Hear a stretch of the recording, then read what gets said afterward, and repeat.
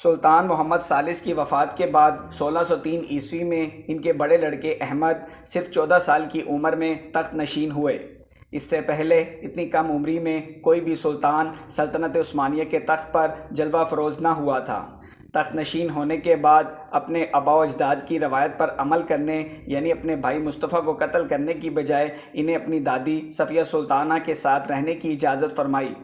حکومت سنبھالتے ہی سلطان احمد نے نہایت نڈر فیصلے کیے، جس کے سبب ان سے توقع کی جانے لگی کہ ان کے سبب سلطنت عثمانیہ کا آئندہ دور نہایت شاندار اور کامیاب ہوگا۔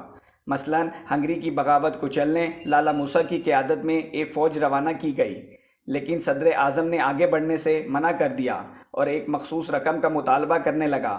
سلطان احمد نے اس کے پیغام میں صرف یہ پیغام بھیجا کہ اگر اپنا سر عزیز ہے تو فوراً روانہ ہو جاؤ، اور صدر اعظم کو اس مہم پر روانہ ہونا پڑا۔ سلطان سلیم ثانی کے دور سے حرم کو امور سلطنت میں بہت دخل حاصل تھا، جبکہ مراد ثالث اور محمد ثالث کے عہد میں سلطنت کے امور خواتین کے ہاتھوں میں تھے۔ حرم کی سب سے طاقتور خاتون سلطانہ صفیہ تھی، جو کہ مراد ثالث کی محبوب بیوی اور محمد ثالث کی والدہ تھی۔ در حقیقت سلطنت کے ہر فیصلے پر سلطانہ صفیہ کی عملداری تھی۔ سلطان احمد نے اپنی کم عمری کے باوجود سلطانہ صفیہ اور ان کے عملے کو سلطنت کے کاموں میں مداخلت کرنے سے یکدم منع کر دیا۔ یہ سخت ترین فیصلہ ہر خاص و عام کی طرف سے خوب سراہا گیا۔ اس کے بعد آپ ایران کی جانب متوجہ ہوئے۔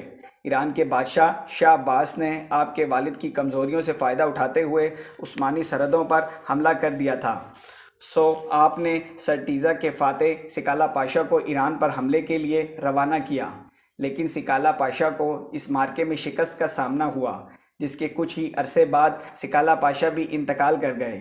دوسری طرف صدر اعظم لالا موسیٰ نے، جو کہ ہنگری کی مہم پر تھے، بوڈا کو مسیح افواج سے دوبارہ واپس لے لیا۔ اس کے بعد گیران اور پیسٹ نامی شہر کا محاصرہ کر لیا اور آخر میں گیران شہر بھی فتح کر لیا۔ پھر ایک صلح نامے کی صورت میں یہ جنگ بندی عمل میں آئی۔ اس صلح نامہ کو معاہدہ سٹو ووگ کے نام سے یاد کیا جاتا ہے۔ اس صلح نامہ کی رو سے عثمانیوں نے ہنگری کے جو علاقے فتح کر لیے تھے وہ سب انہی کے حوالے کر دیے گئے، جبکہ ٹرانسلوینیا عثمانیوں سے آزاد ہو گیا۔ آسٹریا جو عثمانیوں کو سالانہ 30,000 وقعت خراج ادا کرتا تھا، اب اس نے 2 لاکھ یک مشت ادا کیے اور سالانہ خراج سے چھٹکارا پا لیا۔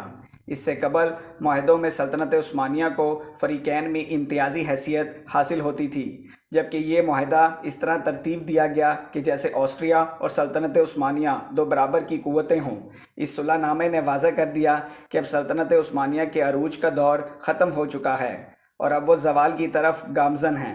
17ویں صدی عیسوی کا ابتدائی زمانہ سلطنت عثمانیہ کے لیے بہت زیادہ خطرناک تھا، کیونکہ سلاطین بہت زیادہ کمزور تھے اور سلطنت آسٹریا روز بروز طاقت حاصل کرتی جا رہی تھی۔